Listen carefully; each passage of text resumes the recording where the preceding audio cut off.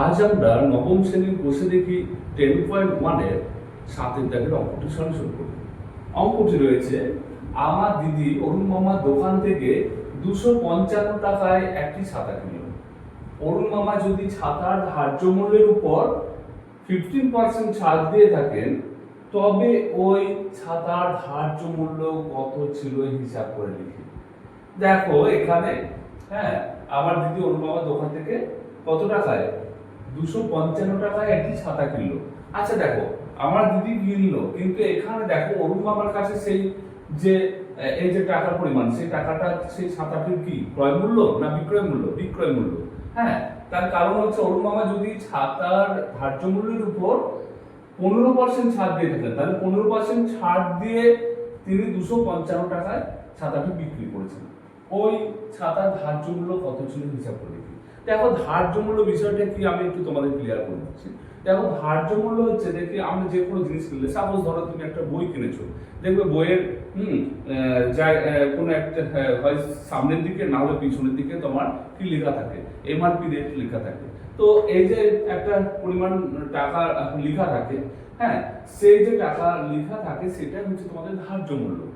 Maximum MRP মানে maximum retail price, হ্যাঁ, ধার্য মূল্য করা থাকে। তো এবার কি হয়, কোনো জিনিসের সেই হয়তো 5% 10% ছাড় দেয়, আবার কোনো জিনিসের হয়তো ছাড় না দিয়েও বিক্রি করতে পারে। এমন এমন জিনিস আছে যে পুরো এমআরপি রেট যেটা আছে সেই রেটে বিক্রি করতে পারে। হ্যাঁ, তো এইখানে দেখো, এখানে অরুণ মামা যদি ছাতার ধার্য মূল্যের উপর 15% ছাড় দিয়েছেন, মানে যে লিখিত দামটা ছিল ছাতার তার থেকে কি করেছেন 15% ছাড় দিয়ে তিনি বিক্রি করেছেন কত টাকায়? 255 টাকায় বিক্রি করেছেন। তাহলে বলেছে ওই ছাতার ধার্য মূল্য কত ছিল হিসাব করে লিখি। তাহলে দেখো আমরা এখানে দেখতে পাই, এখানে যে 255 টাকা, এটি কিন্তু ছাতাটির বিক্রয় মূল্য। আমরা, হ্যাঁ, বিক্রয় মূল্য ধরবো, তার কারণ এখানে অরুণ মামার আমার দিদি কিনলো, কিন্তু এখানে কিনলে কিন্তু এটা ক্রয় মূল্য নয়, এটা হবে বিক্রয় মূল্য। যেহেতু এখানে অরুণ মামা যদি ছাতার ধার্য মূল্যের উপর 15% ছাড় দিয়ে থাকেন, এই কথার পরিপ্রেক্ষিতে কিন্তু আমরা এটাকে বিক্রয় মূল্য, অরুণ মামার, হ্যাঁ, ছাতাটি বিক্রয় মূল্য এখানে, হ্যাঁ, এটি অরুণ মামার কাছে ছাতাটির বিক্রয় মূল্য। তাহলে দেখো আমরা তাহলে প্রথমত লিখে নেব। দেখো ছাতাটির বিক্রয় মূল্য, আচ্ছা আমরা লিখে নিচ্ছি, মনে করি ছাতাটির ধার্য মূল্য আগে ধরে নিচ্ছি, আমরা ধার্য মূল্য ধরে নিতে হবে। মনে করি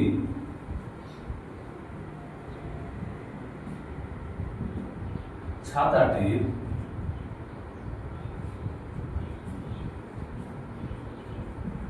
ধার্য মূল্য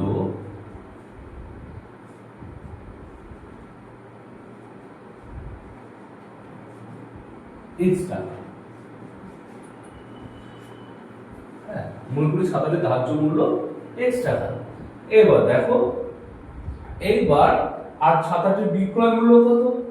ছাতাটির বিক্রয় মূল্য লিখে দিচ্ছি, ছাতাটির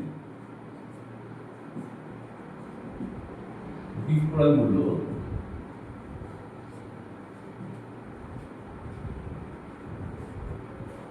মূল্য সমান কত? 255 টাকা। হ্যাঁ, 55 টাকা। এইবার 15% ছাড় দিয়েছে, যদি ছাতার ধার্য মূল্যের উপর 15% ছাড়, তাহলে 15% ছাড় হলে, হ্যাঁ, ক্রয় মূল্য, আচ্ছা 15%, আচ্ছা লিখছি ধার্য মূল্যের উপর, ছাতার ধার্য মূল্যের উপর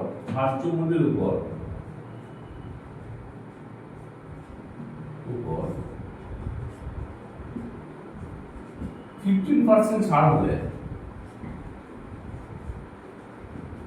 হলে, আচ্ছা 100 টাকা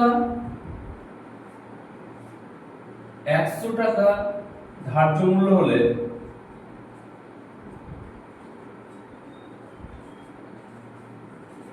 হলে বিক্রয় মূল্য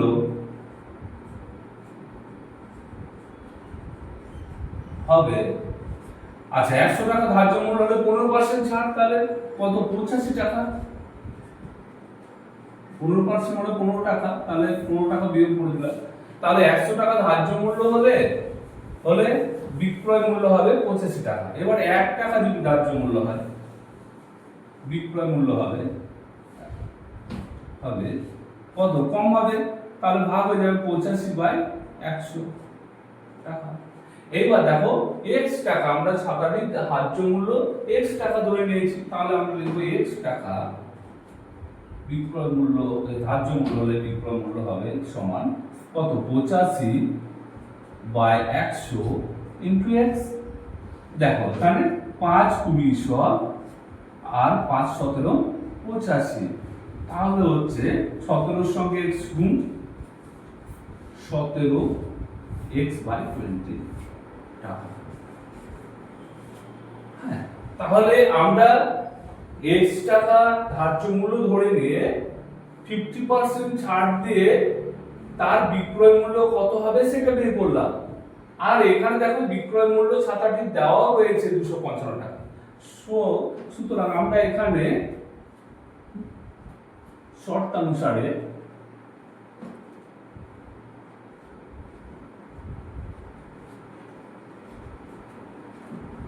আমরা এইটা সমান এই যে 17x/20 সমান আমরা 255 দেখাতে পারি 255, তার মানে এটা বিক্রয় মূল্য আর এটাও বিক্রয় মূল্য। এটা আমরা x টাকা ধার্য মূল্য ধরে নিয়ে 50% ছাড়ে অফে আমরা তার বিক্রয় মূল্য বের করে নিয়েছি ক্যালকুলেশন করে, তাহলে এইটা বিক্রয় মূল্য ছাতাটির আর এটা বিক্রয় মূল্য দুটোকে, তাহলে আমরা দুটিকে সমান আকারে দেখাতে পারি।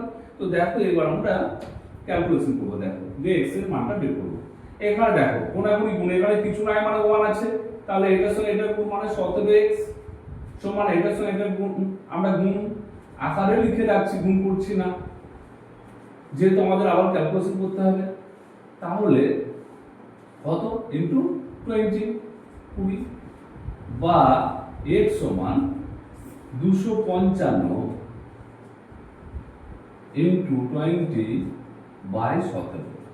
আচ্ছা 17 কে 255, তাহলে 5 দিয়ে দেখি, 5 দিয়ে গুণ করি আমরা, 5 দিয়ে 17 কে 5, 5 7 কে 35, 5 কে 5, 6 7 8, না 5 7 সরি আমার ভুল হলো, 5 7 তো 85 আমরা জানি, তাহলে আমরা 9 8 7 8 56 17 দিয়ে, তাহলে